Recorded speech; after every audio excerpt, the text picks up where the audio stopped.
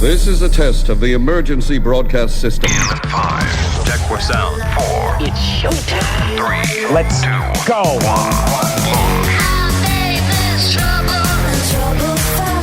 1. Welcome to the Pro Audio Suite, a podcast for audio and voiceover professionals. Don't forget to check us out on our Facebook, the Pro Audio Suite Podcast.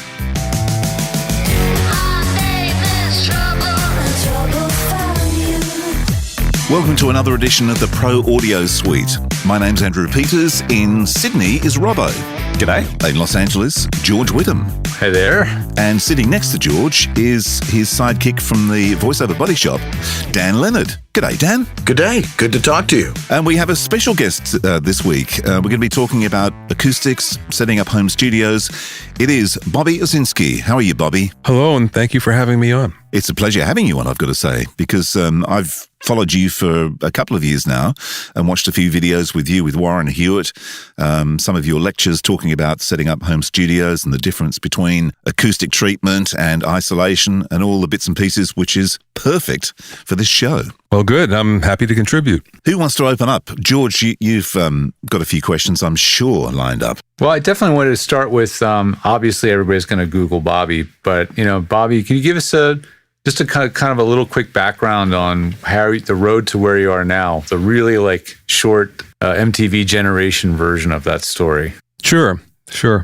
I was a musician like most people that end up in the audio business, musician first, but the guy that always fixed the PA system and cables and all that stuff, as most of us do, wound up in recording, and with my band recorded a couple albums, and it got me involved and still continued to do a dual path as a musician and as a engineer producer. And at some point in time, I decided that I didn't like being on the road anymore, so decided to dedicate myself to the studio, which I did. And somewhere around there, I got into writing, first magazines, and then 4 magazines, I should say, and then writing books. And first book was the Mixing Engineer's Handbook, then the Recording Engineer's Handbook, the Mastering Engineer's Handbook, and here we go, 26 books later. I do that, and podcasts and blogs. I have 2 blogs that I write. I write for Forbes on the big picture music business, and probably a couple other things I can't think of right now. Yeah, I've seen one of your, listened to one of your podcasts, which is the BobbyOInnerCircle.com, which is Right. It's a great podcast. It's certainly worth checking out. In fact, the last one I heard was with Paul Ill, the bass player. That was really interesting. I found that fascinating about his take on the way the music industry has shifted. He's a real smart guy, for sure, one of my oldest friends, and actually the reason that I get into writing in an indirect way, we were both touring together, and I remember him coming on the tour bus and saying one day, I just got a job writing for the Music Paper, which was this weekly paper in New York dedicated to music. And for some reason I thought, if he could do that, so can I. I put feelers out to various magazines, and Mix Magazine was the one that allowed me to start my career in as a writer. So thank you, Paul. I've sent a few photographs across just for you to have a look, and we'll try and describe what you're looking at with the pictures. But basically, the pictures I've sent across is the building of the booth that I've got here. Looking at those pictures, should this work? Well, yes, but I guess the biggest question is, what was your initial intent in doing this? Was it isolation? Was that the most important thing for you? Isolation and treating acoustically the room to make sure. Okay, you wanted it to sound good as well. The hardest thing to do is to get isolation.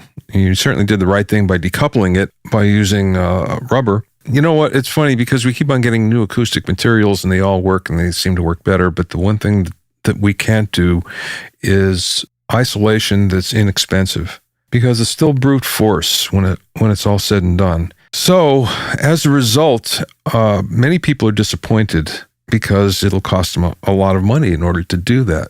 But you're lucky in that you don't need an entire room. You need a booth. And a booth is much easier to deal with and much easier to isolate. So yeah, you did the right thing as far as I can tell from what you said here.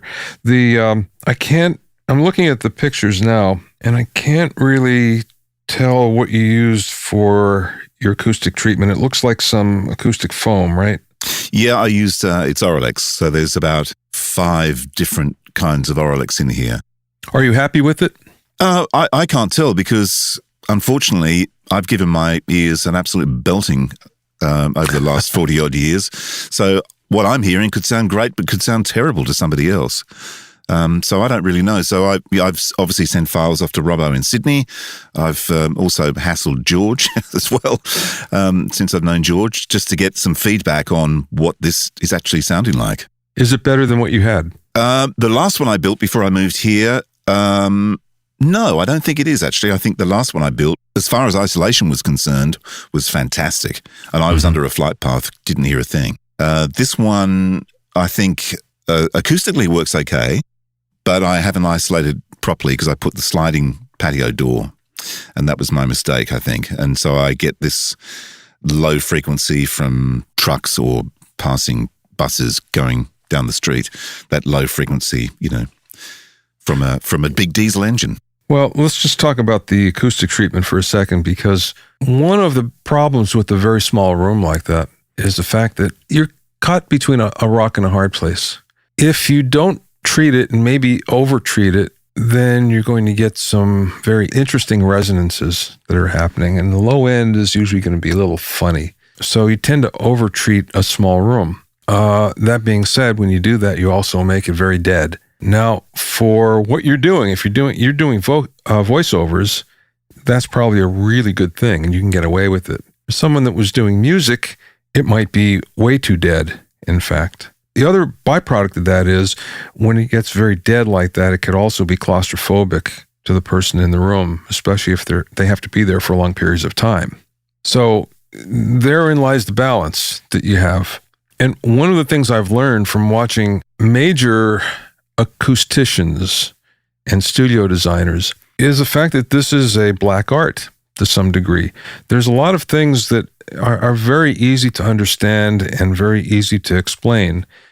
But even when you get the people that are scientists, so to speak, acoustic scientists in doing this, the last 10% is still experimentation, and it's still trial and error, moving things around to see if we can make it better. And a lot of times you can, even though you're looking at what the paper says and what the math says, and you still have to do it by ear when it's all said and done. Bobby, I mean, dealing with small rooms, I mean, when I look at online calculators, room calculators for modes and blah, blah, blah, there's a certain size where the calculators just don't seem to work anymore, right? When it gets to a certain small dimension. Yeah. Have you found that to be true? And at that point, a lot of the classical acoustic rules just kind of fly out the window? Yeah. Well, again, there's a certain type of room that's going to work, and it's basically a rectangle. And that's usually your best kind of room with a high ceiling, but guess what? We rarely get that. And especially in a voiceover booth. So you deal with what you have. Again, one of the biggest problems there is the temptation of maybe making it a square booth. And that's absolutely the worst thing you can do. Let's say you got an 8x8x8, that is absolutely the worst. And there you really have a problem. To make it simple, there's reflections that are going all over the place that are reinforced. And when you have odd size rooms or an odd size wall, ceiling, whatever it might be, then you're getting rid of some of that, or at least it becomes a pleasing resonance or a pleasing reflection. So, I mean, there's a couple ways to look at this. You can get something that's actually okay, pleasing reflections that sound good, and you can get some that just sound god-awful. And obviously, those are the ones that we want to get rid of. So, when we get a square room, a cubic room, I should say, then all of a sudden, we have the worst of all worlds. That's why we try to stay away from that. So in the world of home studios, though, we sometimes don't have a choice. What are some of the things you could look at if you're stuck with a square room? What sort of things are we looking at to try and resolve that sort of issue? Bass trapping, usually. You really have to over-trap at that point. One of the problems is when you begin to add a lot of treatment, a lot of trapping, the inside volume decreases a lot. So the usable dimensions inside become much smaller. Mm-hmm. So you're starting off with the booth that's, whatever it might be, let's say 4x5 or whatever it might be, and all of a sudden you've lost a foot in every side. Yeah. That, and that's not good either. So you kind of have to understand that, that's a byproduct here of having a small room.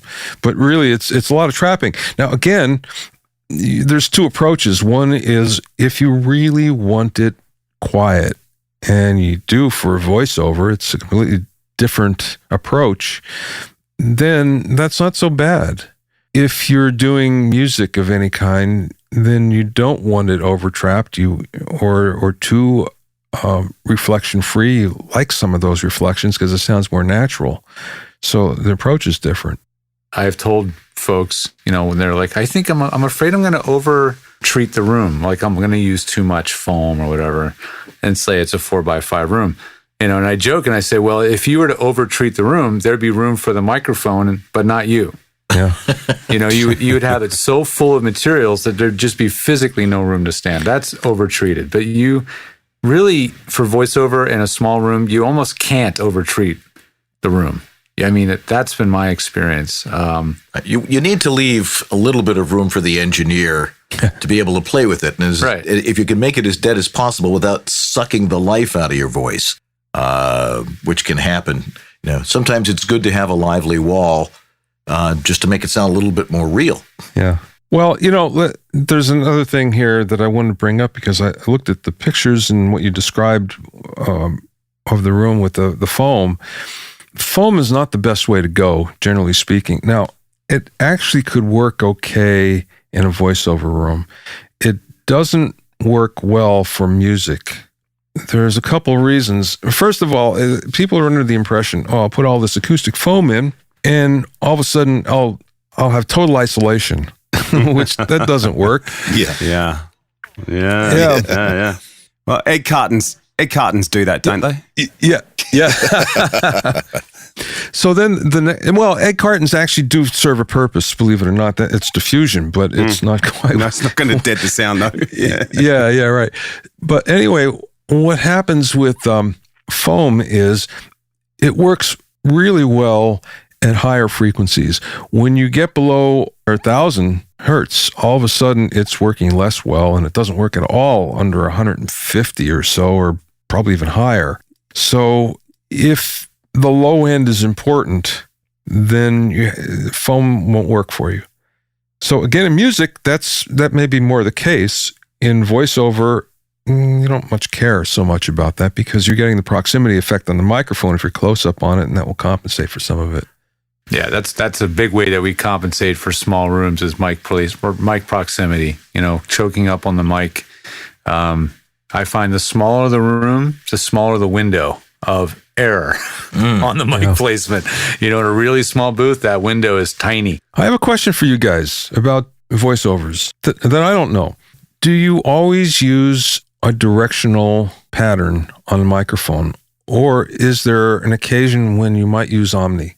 I think for someone in a home studio who's just an average voice actor who doesn't really understand why you would use a different pattern or something along those lines, generally keep it directional. But if you're experimenting and if it helps with the acoustics of the room, it might be something worth trying. But not every mic has an Omni pattern on it.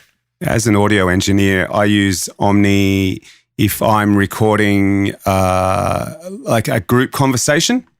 So if I'm doing a radio commercial and it's, 4 people in a bar or something, then I'll get the 4 talent in at the same time and I'll stick one microphone up in the middle of the room and stick it on Omni and just record that. Obviously, it's got to be a good recording because you have no way of going back afterwards. So you've got to make sure you get it right in the recording. But I like to do that only because I find you get a better performance, firstly. And secondly, when you're trying to make it sound right and fit into the scene of what that sort of mental image you're trying to create, I like to try and do that. So yeah, there are times I'll use Omni, absolutely. Now, talking about Omni, though, who was talking about that recently, saying it would work well for a voiceover if your room was if you had a good room, using Omni would actually give you a bit more air, a bit more sort of. I'm trying to think of what the There word was someone who was used. talking about that, wasn't there? Can't remember. who Was it Jeff Silverman talking about that, or was Might it have been. Robert? Could have been Robert, actually. Well, the reason why I bring it up is when I first moved to Los Angeles and was working as an engineer, I started to get a lot of work as a vocal engineer, just recording vocals for people. And everybody loved my vocal sound. And the reason why, which I didn't tell anybody and I stumbled upon it accidentally, was the microphones. They're always condenser microphones. I always placed the pattern in Omni. And everybody kept on saying, my voice sounds so natural. It sounds so good.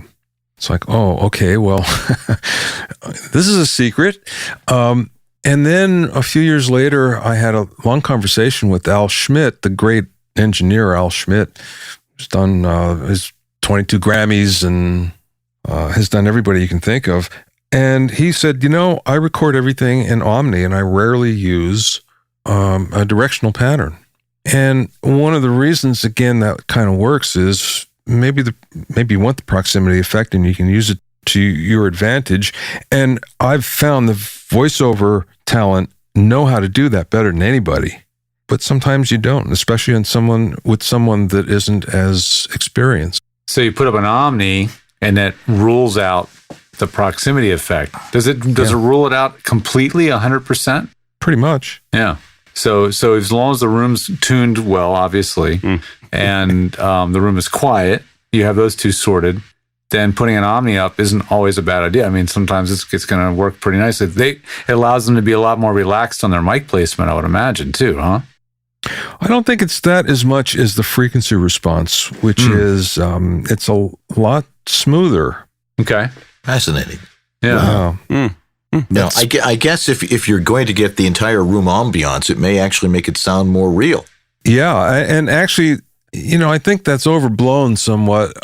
People think that it picks up equally 360 degrees, but that's not exactly the case. It picks up 360 degrees, but it's more on the front of the microphone, is the loudest point still, but it's not directional, so to speak.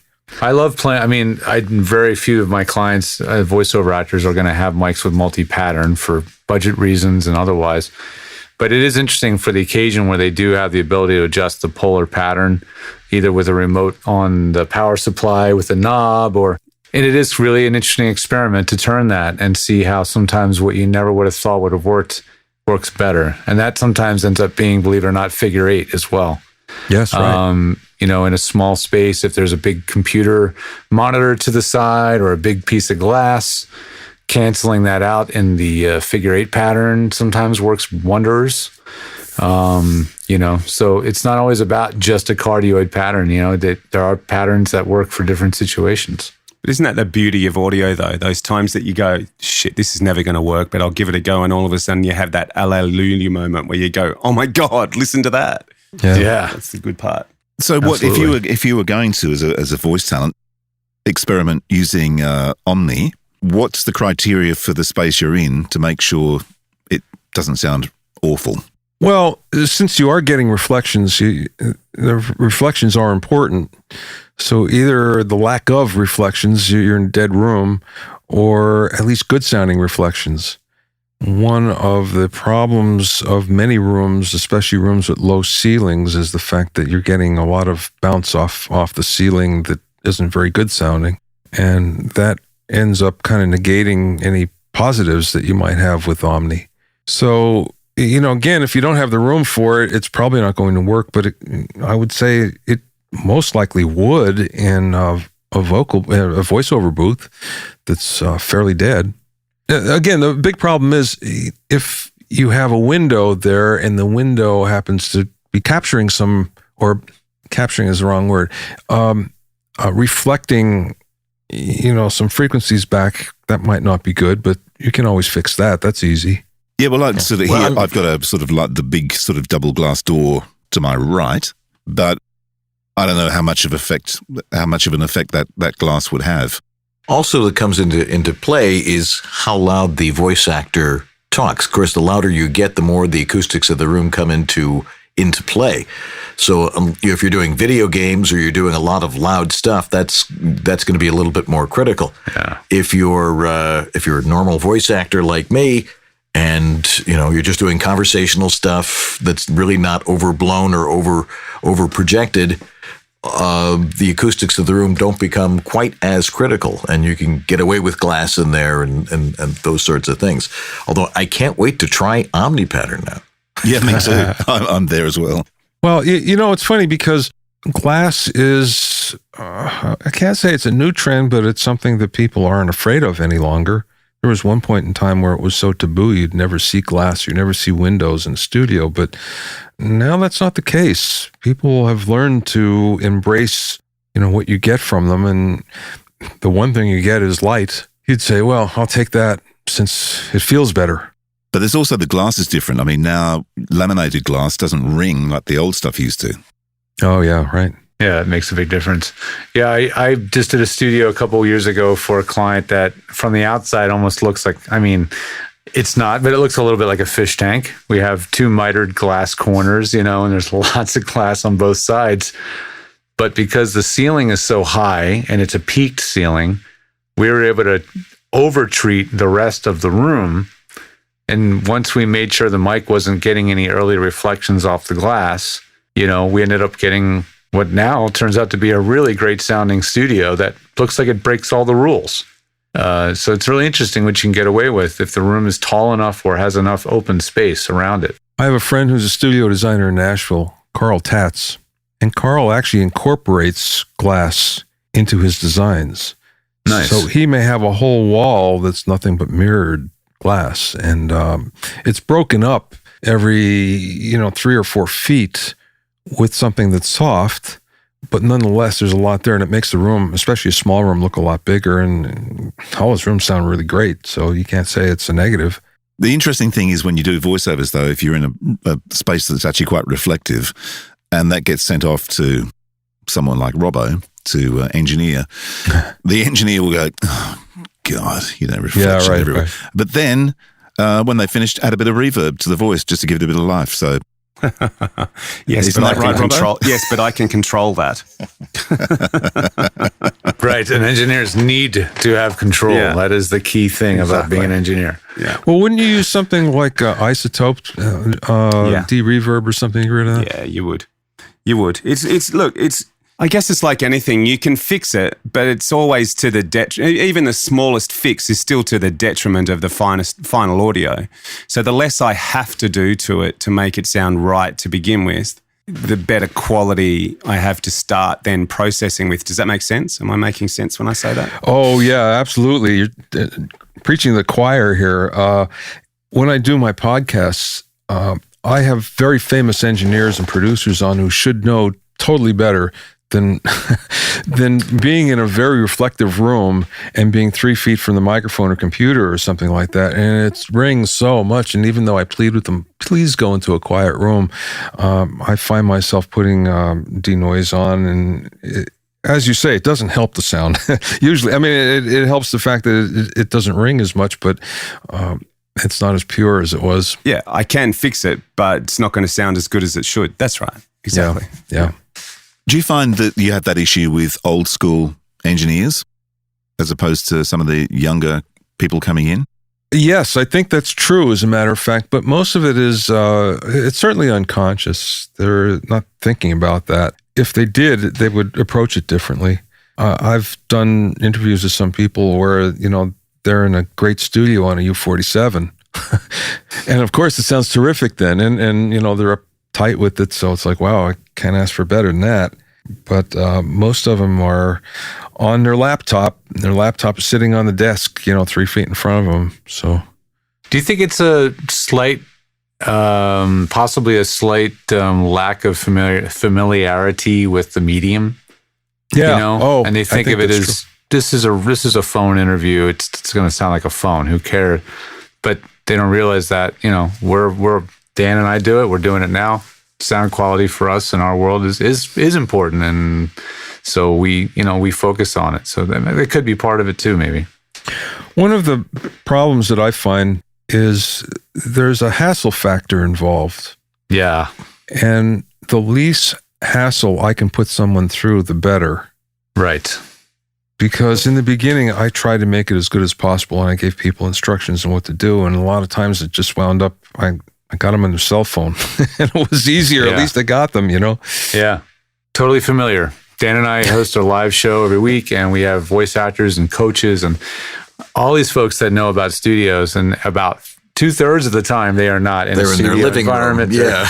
Yeah. So we're quite familiar with that situation, and we do the best we can, and we try not to put people out too much. That's always going to be a factor until someday there's the most amazing magical iPhone plugin ever that can correct for every possible audio problem. Yes. And connect on They'll Skype. have that next week, I think. Yeah. We're a little ways away from that. But it comes in the package voice emulation or something. So there you go. yeah, no room noise and no real person. Have you ever recorded a spoken voice, Bobby? Yes, I'm sure I have. I'm trying to recall. Oh, okay, I know when. I haven't done much, but I filled in for 2 or 3 weeks for a friend. Again, this is way, way back when I first got to Los Angeles. He worked at a media house that did mostly commercials, radio and television commercials, and the audio for them. And I filled in for a couple of weeks. So I did all sorts of things, especially audiobooks, the beginning of audiobooks and stuff like that. Yeah. And then in the beginning of DVDs, when we got commentary tracks and stuff like that. So did some of that as well. How different did you find the discipline working with a spoken voice as opposed to a singing voice? I think it's similar, but it all depends on experience. If you get an experienced voiceover talent, then they know what to do. You don't have to ask them to do much. Or if you do, they know right what you're talking about, and it's really easy. And it's the same with the vocalist. If you have someone with a lot of experience, they kind of produce themselves. They know what to do. I'll give you an example of this. I just did a session not too long ago. I had the Tower of Power horn section. Nice. And these guys were so awesome. And I was producing the session. I didn't have to say a word to them. They'd know when they made a mistake. They'd say, "Oh, go back, let's do that." And they did the whole thing themselves, and it came out much better than if I would have put my 2 cents in. I think that's the case in general with working with pros that are very experienced. They just know what to do. Interesting you should say that they said, "Oh, we made a mistake, we'll go back." One of the bad things about working as a voice person from home is you get into that habit because you're recording yourself. You make a mistake, you stop, you go back, pick it up and keep going. In fact, I saw this when I was in New York. The last time I was there, a talent came into a studio, was doing a voiceover and kept stopping and going back and stopping and going back. And of course, the engineer and producer are like, what is going on here? Well, I have a story about that actually too. Myself, I've done a fair amount of voice work as a talent, and it was mostly for lynda.com. I don't know if you're familiar with lynda.com is now LinkedIn Learning, but I have 21 courses or something, of which a lot of them are screen grabs, and then you'd have to, speak to the screen. And I learned what they wanted, and I've used that ever since because I've done a lot of my own courses since then. And what it was, they said, you can stop all you want. Just say one more, so we know what that you're going to do it again. And I got into such a habit of doing it that even now, when I don't have to, I find myself doing it. But it is helpful when I go back to edit because I know exactly what I have to do and where it is. So I think it's important that you kind of have a method, and that was the one that they use and the one I use now. I think the issue was in the other studio was that basically the engineer and producer was like, we will call it. We will tell you when to stop and go back. Yeah. You're not calling it. You're the talent. You just keep reading until we tell you what to do. That was the issue. Well, again, tell me, I don't think that's a good way to do it because the talent always knows when they've done it well or when they can do it better.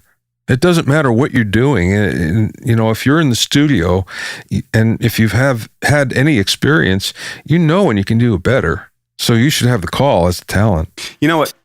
Years of sitting in voiceover sessions for major national clients and even international clients doing radio and TV commercials for me. It's always amazed me that if I'm not in control of the session, the producers from the agency will usually run it, and they'll sort of go, "Oh, give us one like this, give us one like this. Oh no, we want one like that, we want one like that, blah blah blah." And then the last one they'll do is, "Why don't you give us one the way you hear it?" Right. And to me, that's where you should start. To me, that should be the very first one. All right, give us one the way you hear it. Right, let's go from there. Yep. Oh God, yeah. And really, I hate all those versions because you're going to use one when it's all said and done, and just kind of figure out what it is. I mean, it's the same thing in music where you work with producers and they'll want to do something 30 or 40 times. And I'm not kidding. Oh, geez, more than that. And after a while you go, you know how difficult it's going to be to sort all this out later? It's going to take me a couple of days to sort through this. So it's not really helping the cause. You can never go back through all the versions. And this has been my argument since the first day I sat down behind a digital editing software is, if we were back in reel-to-reel days, we'd maybe do half a dozen takes and we'd probably cut a version out of those half a dozen, but that half a dozen would be more than enough. Maybe let's say a dozen. Half a dozen is probably too few. But these days, you're right. These days you can rack up, an hour of recording just to do a 30-second radio commercial, or I guess in the States, your case, 60 seconds. But it's just ridiculous how much sort of material you can record. And for me, half the time, it's just for the hell of it. Right. That was a great quote from Richard Lush when we talked to him a couple of years back, and he was doing music for the 2000 Olympics. And the vocalist had done a take, and he said to the engineer, "Let's get another take." And the engineer said, "Well, do you want me to keep the last one?" He said, "Well, if I wanted you to keep the last one, I wouldn't need another one." Well, I got to work with some of the top brass and voiceover over the years. The topmost, for sure, being the late Don LaFontaine. And in his last few years, he was always professional. But I remember sitting in his studio because I was his tech, and I would fix things, and he'd be in there doing an ISDN session. And kind of towards the end, he was working with more and more younger, less experienced directors. And that was the problem. They'd get the Don read, the one you're hiring him for, the one that you're going to get. And it was almost as though, well, it can't be that easy. So I'm going to have you do it again in a different way, and a different way. And then they need to cover their butt and make sure they've got, at least 4 ways to do this by Don. And at once I may have heard Don ever say, I think you got it on the first take, or something like that, But I think every seasoned voice actor has wanted to say that in a session. I got to tell you this story just off the back of that. There's an Australian voiceover guy, a gentleman called Kev Goldsby, who's been around forever. And he was back in the late 40s, early 50s. I don't know whether you guys had it over there in the States, but we had movie tone news. So you wouldn't have a television. You'd go to the movies, and before the movie, you would see the news. And Kev was the voice of that. It was like, and on Parramatta Road, blah, blah, blah, blah, blah. This quintessential voice that every time you think of movie tone news, you would hear Kev's voice. And about 12 years ago, I was the senior sound designer at a studio here in Sydney. And this young creative had written a script around movie tone news and came in all excited because he'd found this guy, Kev Goldsby, who sounded just like the movie tone news guy. So we all sort of bit our tongues. Oh yeah, okay, blah blah blah. So Kev comes in for the session, and the first take goes down. And I open the talkback, and this young creative goes, "Yeah, it's pretty close, but I just think blah, blah, blah, blah, blah, blah, blah." So half a dozen takes later, or 9 or 10 takes later, we're still hearing, "Yeah, it's close, but I'm not sure it's right." So finally, I turned off the talkback and I turned around to this guy and I went, Kev is the movie tone news voice. And this poor guy, his face went white. And I reopened the talkback and he went, "Actually, yeah, I think we're very close, actually. If we could just do one more." That was it. It was all done. Well, any voice actor who's been doing this a while, and they get the the script direct or what do they call it? Andrew, when you get a script and it says like so and so. Oh yeah. We want. Have you gotten one yet that has your own name as the like so and so yet? No, I haven't actually. But I hear about that here. I've heard about that happening here, where a voice actor gets their own name as the one that should sound like. They audition and they don't win the job. That is actually, I'd tell a lie. That happened to me 3 weeks ago. My agent sent me a video link of a documentary I'd voiced and said the same film company is looking for. She said, but just ignore the email because it says I want it to sound like Andrew, on this thing. And it's like, well, okay. It is me. So I recorded my version of this new documentary series and didn't get the job. You obviously don't sound like Andrew at all. No, just not me at all. Yeah. Let's shift gears a little bit to before we let you go up to some microphones. Now, we talked about Omni and everything. For you in your world, Bobby, are you a guy who's got to have his mics, or are you a guy that's going to take what's available and make it work? I'm not an equipment guy from the standpoint that whatever's there, I'll make it work and I'll make it sound good. I've been doing it long enough. I know what it should sound like. So I don't feel like I'm hindered by what I have. And obviously I have preferences, but you know what? It's okay. If my preferences aren't met, we'll make it work. That's the voice of experience right there. That's what, I had some time in some big studios early on, but very briefly, and I kind of thrust myself into the real world as quickly as I could out of college and built a remote recording RV truck in Philadelphia. And, and I was using whatever I could afford. And I feel like that was a really great basis of education, which was using the mics that were available to me in the situation that was available to me and get the best possible result sound out of that, and one time I did an 8-track digital recording of a big band, 18, 17-piece band in a studio. And when I was finished the mix and I let someone from the school who actually runs the studio heard the mix and they said, "Where'd you record that?" I said, "Right here in this studio." And they're like, "No, that can't be this studio." And I was constrained to 8 tracks because that's all I had. I had a 8 preamp interface and I just used what I had. But because I was using fewer mics placed in the right place, they were getting better recordings out of that. I got better recordings out of that room than the guys that run that room normally, who probably put 20 mics up.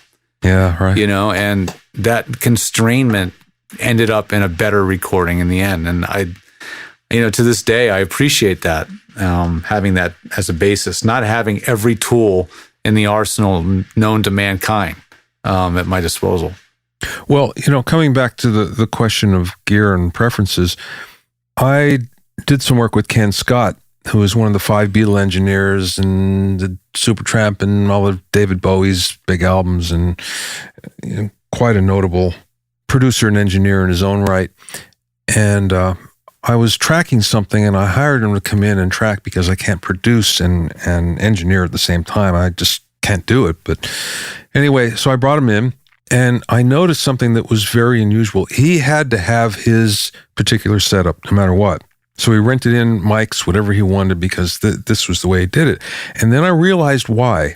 Unlike most people who will add EQ, most engineers will add EQ depending on what they're recording and tailor the sound to how they think it should fit.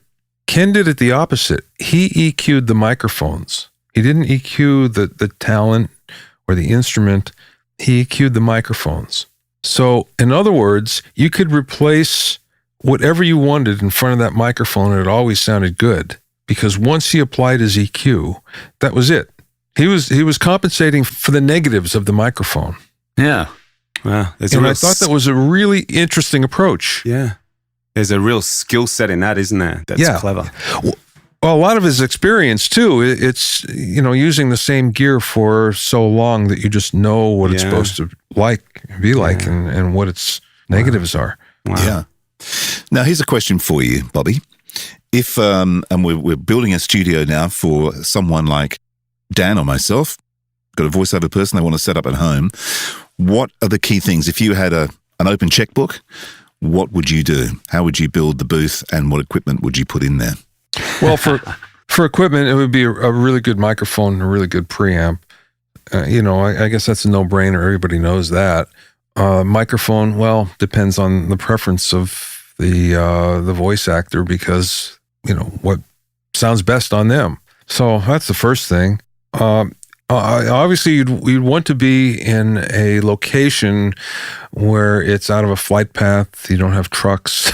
you don't have built-in isolation problems because of the neighborhood, because of the location. That's not always possible, obviously, but if it is, then that's something you can definitely control, and you can fix a lot of the problems before they even start. I was going to say, hearing you talk about mics and preamps in there, I'd be interested to go back on a topic we talked about a couple of weeks ago. We had a question from a listener who's a music engineer who's moving into voiceover, and he was asking whether we felt that preamps were necessary anymore. I'd like to get your take on preamps that sort of are built into equipment these days versus, external mic pre's. Well, certainly what's now built into most of the gear, you get the interfaces and whatever, is probably better than it's ever been. That being said, you have to think for a second, okay, so it costs the manufacturer $1 or $2 to put this in, as compared to an outboard preamp that you pay, anywhere from $100 to thousands of dollars. So just think about that. What is going to sound better?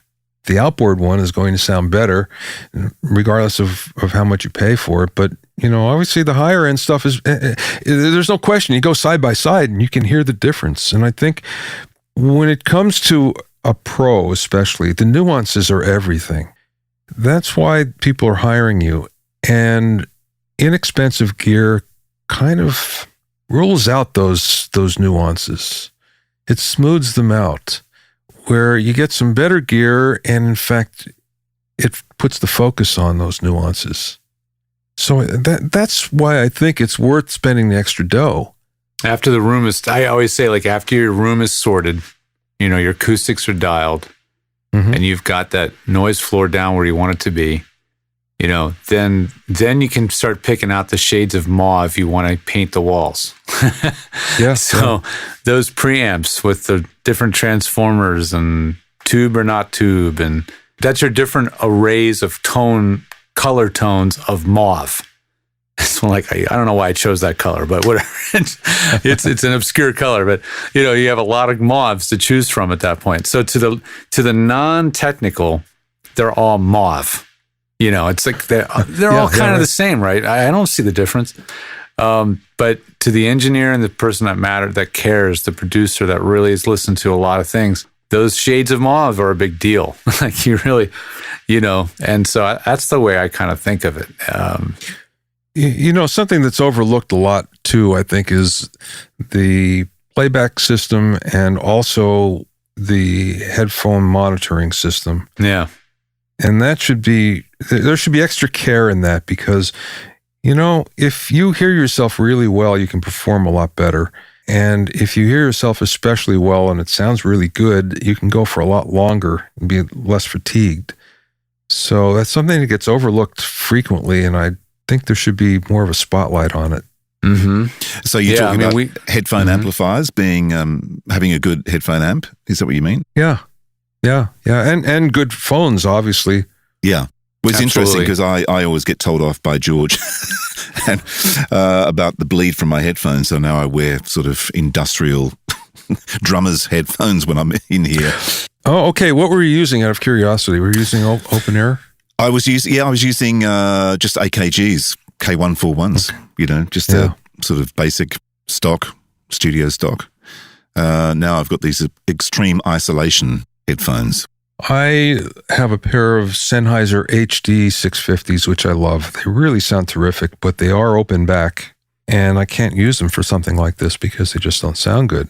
So I've been using for a long time now Audio-Technica ATH M50s or 40s? Yeah, 50Xs. Yeah.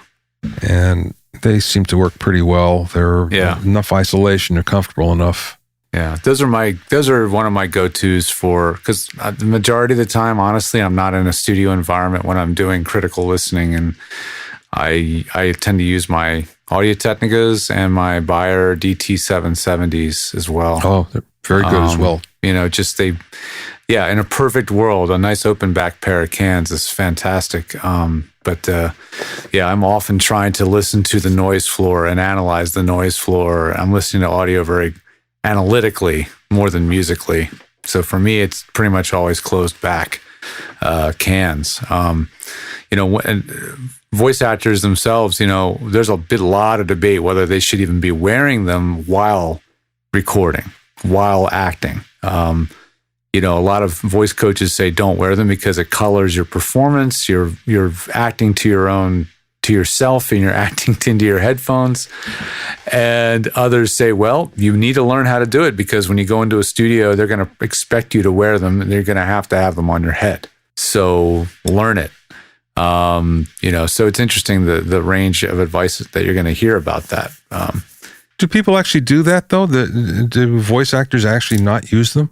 Oh yeah, it's very common for voice actors to not wear them while voice acting because they're trying to treat the microphone and the script and the piece that they're doing literally as acting. And to a lot of folks, especially with less experience, the headphones are this otherworld thing now where your voice is now fed back and pumped into your skull. And it changes the way you behave on mic and the way you act when you're still learning to act. I think when you've had 15, 20 years into this thing, you've got the acting dialed. And I think you can probably compensate for that. But it definitely is, there's some truth to the fact that the headphones color that acting, change the way people work the mic, or, they start to get a little bit radio because they're trying to sound great on the radio versus trying to sound like a real person who's trying to sell you McDonald's French fries. My argument would be always wear headphones and learn how to act with them. Don't learn how to act and then get thrown in the deep end with headphones. Or it's the classic one ear on, one ear off. And I've also worked with a voice artist who was doing voiceover to picture and would just hold the headphones in his hand, just down low, and would just lift them for his cues and then drop them again. So just listen to dialogue sync, blah, blah, blah. Okay, here comes my voiceover line. Put the headphones down, drop the next line in, and then lift them up to listen again. So interesting. It sounds like too much work. Does to me. Well, I guess Ross Higgins was his name. He was a really famous Australian actor, and he hated headphones. He just never wore them. Yeah, interesting. All right, now, Bobby, we've got your ideal studio. We've got a beautiful microphone, great preamp, good headphone amp, good headphones. Now we're into the construction of the booth itself. What are we looking for, and what should we be doing? Well, ideally, you'd be using a what they call MSM construction, mass, spring, mass. This is typical studio construction. Basically, what it means is a wall within a wall. And the spring part, believe it or not, is not fiberglass, which everybody thinks. It's actually an airspace. Airspace is better than having it filled. So this is what we have, the classic MSM construction, which gives you the most, depending on how you do the walls, it will give you massive isolation. Now, again, the big thing is the booth has to be decoupled. Classic way of doing it there, you would have you'd be on a concrete slab and you come in with a diamond saw and you would saw around the booth, around the studio, whatever it might be, and then you decouple it from the outside concrete. Again, the classic way of doing it. The other way, of course, would be putting it on springs, which it's not that great, or some sort of rubber springs, actually, and that kind of works. And then that gives you your isolation there. When it gets to acoustic treatment, then we're looking at, again, the classic way of doing things. The reason why people keep on using the classic way is because it works. And really what it comes down to is how much of this are you going to use? So you're making soft walls. At least some of them are soft. 2 out of the 4 Or you're putting soft, and when I say soft, it means some sort of fiberglass, usually compressed fiberglass or rock wool, which is better, I think. Or classic 702 fiberglass, compressed fiberglass. They come in 4x2 sheets, so that's kind of perfect to make sound panels. So you make enough of those, and then you can start by just randomly placing them. And by randomly placing them, what you'll find is then whatever reflections you have on one wall will be absorbed on the other, the opposite wall. So just by doing that, you're in pretty good shape right off. Next problem would be any kind of low-end resonances that you have, and the best way around that is a bass trap. There's all sorts of bass traps, but the cheapest and easiest way to do it is something called a super chunk.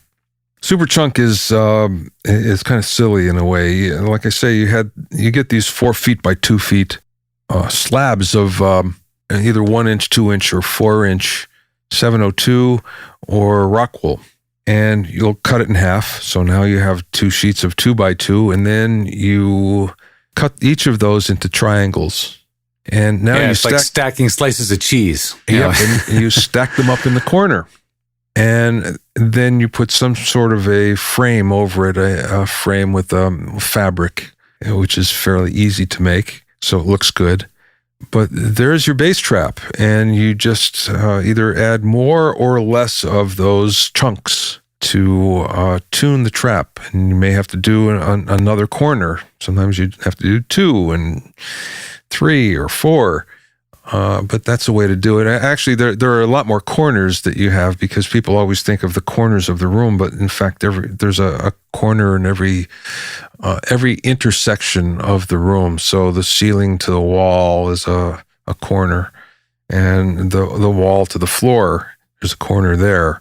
Ideally, you'd want to control these corners, but you don't have to do them all. So, you just start with the 1 or 2, and that should control the low-end resonances. It's simple. Like I say, none of this stuff is really rocket science. It's easy enough that you can do, I don't want to say randomly, but you can do without sitting down and doing a lot of math, and really get in the ballpark for not a lot of money. And we're not talking about isolation. Isolation is expensive, no matter which way you look at it, but acoustically treating a room is fairly easy and inexpensive. You can make it surprisingly good for not a lot of money and not a lot of effort.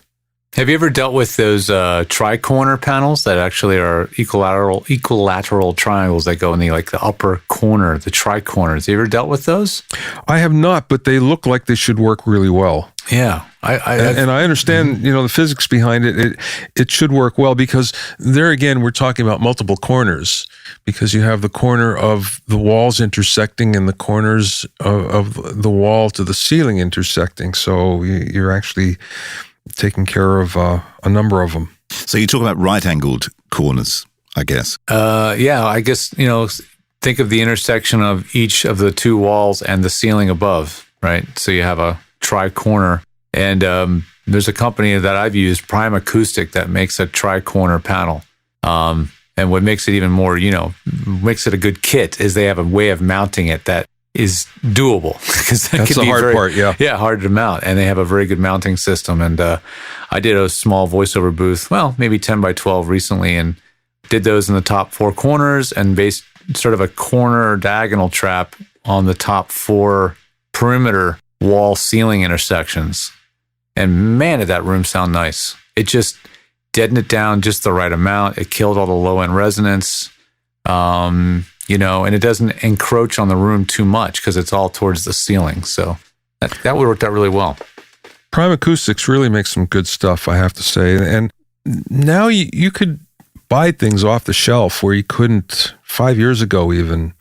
Well, maybe a little more than that, but recently now we've gotten to the point where everything you need you can buy off the shelf, and it really works. Now you can build it yourself and save some money, but not everybody wants to swing a hammer. Yeah, and there's a couple companies I've used online. Another favorite of mine is ATS Acoustics here. Yeah, they're good too. But I'll tell you, in this case, we had a very short timeline, and you would not believe it, but every panel we put into that booth, including the tri-corner bass traps, everything was Amazon Prime. which, if you think about it, is kind of mind-boggling to begin with, that there's enough demand for acoustical panels that Amazon has them on Prime 2-day shipping. Wow. But it's true. It's amazing. That's a great thing, though, the fact that people are cognizant enough to know enough people to know that they need it, and there's the demand like that, because that wasn't always the case, as we all know. Oh, absolutely not. Well, I've got to say, this has been really, really interesting. We've learned a lot. We know about acoustics, treatment, microphones, and some great tips from Bobby, our special guest this afternoon. I've got to say, thank you very much for spending time with us, Bobby. We really, really appreciate it. Oh, it's my pleasure. If anybody wants to find out more about Bobby, you can go to bobbyowsinski.com. You can also check out the podcast, which is bobbyoinnercircle.com. And then, of course, the numerous books which you'll find on your website, which is, Bobby? bobbyowsinski.com. Boom. There you go. Thanks again for coming in. Also, Dan, he's been very quiet this afternoon, but Dan Leonard also joined us, George Whittam, of course, and Robbo in Sydney, and we'll check you next week. That was the Pro Audio Suite. If you have any questions or ideas for a show, let us know via our Facebook, the Pro Audio Suite Podcast.